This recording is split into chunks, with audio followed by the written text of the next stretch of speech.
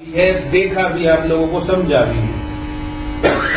बाहर अलग अलग तरह की अफवाहें फैली रहती है, दुनिया में अलग अलग तरह की चीजें हैं, बट ऐसा कुछ भी नहीं है। ये एरिया बहुत शानदार है और आज हमने ये जो जगह इन्होंने मुझे बुलाया है, ये क्यों चुनेंगे उसका भी एक कारण है। क्योंकि जब अल्लाह कोई चीज चाह रहा हमसे करवाना तो वो कोई ना कोई तरीका देता है, कोई ना कोई जगह मुकर्रर करता है, तब हम उस जगह इकट्ठे होते हैं, उन चीजों के बारे में विचार करते हैं। अगर हम धर्म की बात करें तो कोई धर्म, कोई मजहब ऐसा नहीं है जो हमें कोई भी गलत काम के बारे में बताता हो या सिखाता हो या करने के लिए कहता हो। और ये बात पक्की है, आप लोग इस चीज को बिल्कुल अपने दिमाग में बैठा लो, बुराई कभी अकेले नहीं आती। बुराई बहुत सारी चीजों के बुराई बहुत सारी चीजों को साथ, एक बुराई आएगी वो 10 बुराइयों को अपने साथ लेके जाएगी। कहीं ये ना हो, कहीं ये मान लो अब हम एक बुराई कर रहे हैं, भगवान की नजरों से, अल्लाह की नजरों से, बाकी चीजों से बच जाएंगे, उसने आंख बंद कर रखी है। वो हर चीज को बारीकी से देखता है और हर इंसान के साथ उसका एक साया रहता है हमेशा। जैसे कहते हैं ना, हर इंसान का एक अकाउंट है ऊपर, अच्छाई का और बुराई का। ऐसे हर इंसान के सामने एक साया रहता है जो ऊपर जाके बताता है कि इसने ठीक किया, कि इसने गलत किया। तो ये मत मान लेना कि आप जो एक भी बुराई करोगे तो वो अकेली बुराई आएगी, उसके साथ 10 बुराइयां बंद के आएंगी और आपके सारे परिवार को आगे तक वो से देगा। जैसे मौलाना साहब ने बात बताई छोटी सी, बहुत सारी समस्याएं हमारे एरिया की, इस क्षेत्र की बहुत सारी समस्याएं जो पनप रही है अभी। अगर उनको हमने समय रहते नहीं सुधारा, समय रहते उन पे गौर नहीं किया, तो वो दिन दूर नहीं कि आने वाली हमारी जो पीढ़ी है वो बर्बाद हो जाए। वो हर तरह से बर्बाद होंगे। ये मतलब देखना घर के अंदर वो फिर जो आप लोगों के अंदर जो क्वालिटीज है, जो जेनेटिकली जो चीजें आप लोगों के अंदर आई है, चाहे वो धर्म से आई है, चाहे आपके पूर्वजों से आई है, उनको भी लील लेगी धीरे धीरे। आप समझ के देखो, छोटी सी बात है, एक नशा है। एक नशा आदमी जब करता है, उसको लत पड़ती है, तो उस नशे में कौन कौन सी बुराई उसके साथ बनेगी। वो चोरी करेगा, बदमाशी करेगा, किसी का सर फोड़ेगा, किसी को चाकू मारेगा, जेल में जाएगा, जेल में जाके उसके पैसे वकीलों के भी लगेंगे, डॉक्टर के भी लगेंगे। लास्ट में हासिल क्या हुआ उसको, चाहे वो कुछ कमा ले, कुछ कर ले, हासिल क्या हुआ, पूरे परिवार को बर्बाद हो गया ना। उसपे बैठ गई उसकी, तो घर नीलाम हो गया, उसको वकीलों को, डॉक्टर को, पुलिस को पता नहीं कहाँ कहाँ जाना पड़ेगा। अच्छा, वो अकेला तो गया ही गया, अब वो ये नशा कर रहा था, ये अकेला जाएगा, हमें फर्क नहीं पड़ेगा। फर्क पड़ेगा। फर्क किस किस को पड़ेगा? फर्क पड़ेगा उसके घर वालों को, उसके पड़ोसी को, उसके गांव वालों को, क्षेत्र में जो रहते हैं हर इंसान को फर्क पड़ेगा। कई बार हम मान लेते हैं कि फला का लड़का है, वो नशा कर रहा है, वो करता रहेगा, मैंने तो अपने बच्चों को बचा रखा है, वो करता रहे। नहीं, अगर आपका पड़ोसी आपके गांव के किसी भी कोने में कोई व्यक्ति नशा कर रहा है, तो वो नशा आपके घर तक भी आएगा। क्या गारंटी है कि रात को आप अपनी खेत से घर जा रहे हैं तस्वीर लेके, और जो नशा करने वाला बच्चा है उसने देखा कि मेरे जेब में पैसे है नहीं और मेरे को नशा करना, रात को वो मार देगा, आपके सर में लट मार देगा ना। और वो पैसे निकालने के चक्कर में 10-20 रुपए के चक्कर में आपका नुकसान हो गया। वो दिन भी दूर नहीं जब आपके बच्चे को उस दूसरे बच्चे से लत भी पड़ जाएगी, उसके साथ देखेगा, भाई देखता हूँ, मैं भी देखता हूँ ये क्या होता है।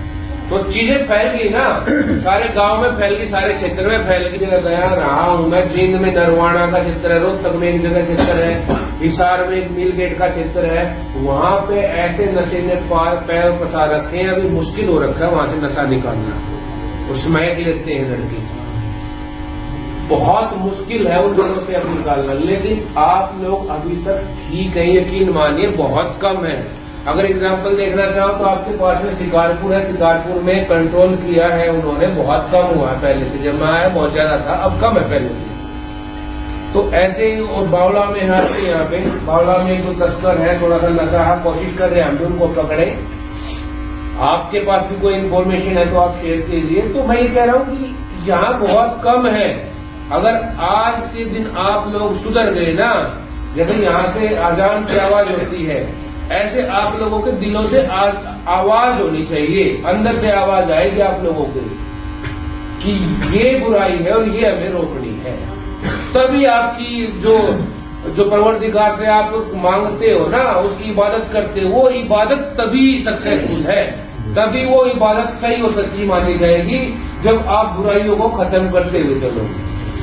अच्छा, इसके साथ साथ और भी छोटी छोटी बुराइयां हैं। जैसे कई लोगों को लगता है कि ओएलएक्स में फ्रॉड हो जाता है, ओएलएक्स में फ्रॉड होगा, कोई बात नहीं, 2 पैसे कमा लिए और घर भी बड़ा अच्छा बना लिया। याद रखना, हराम का पैसा हराम में जाएगा। अगर कहीं किसी के मन में शंका हो, अब फलाने का कर देगा क्या, उनको तो कुछ नहीं हुआ, उनको तो खुदा ने कुछ नहीं किया, लिखवा के ले लो, आज नहीं तो कल, और ये कलयुग है, यहाँ का यही देना पड़ेगा। ठीक है, तो हराम का पैसा हराम में ही जाएगा, कल को पुलिस उठा लेगी, आज नहीं तो कल फंसेगा, और वो उसके साथ साथ उसकी पीढ़ियों को भी फंसाएगा जो साथ में चल रही है। कहीं पुलिस बर्बाद करेगी उनको, कहीं फिर कोर्ट बर्बाद करेगा, कहीं वकील बर्बाद करेंगे, वो पैसा बचा कहाँ पे, गया कहाँ, वो नीलाम हो गया सब कुछ। और वही हक हलाल की अगर कमाई खाएंगे तो हक हलाल की कमाई आज नहीं तो लंबे टाइम पे ऐसी फलेगी, वो टिकी रहेगी पीढ़ी दर पीढ़ी। हराम की कमाई टिकती नहीं है ज्यादा लंबी।